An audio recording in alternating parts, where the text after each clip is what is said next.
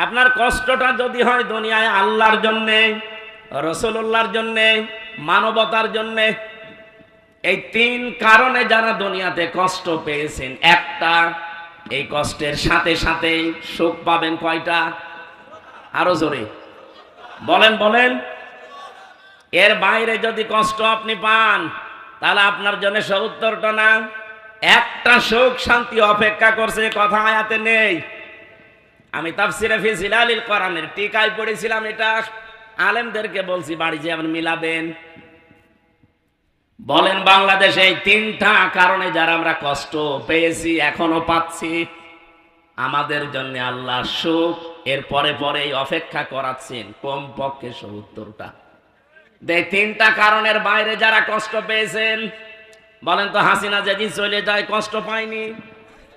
আল্লাহর জন্যে, রাসূলুল্লাহর জন্যে, মানবতার জন্যে, কিসের জন্যে? অপরাধের জন্যে। হ্যাঁ বলেন না কেন?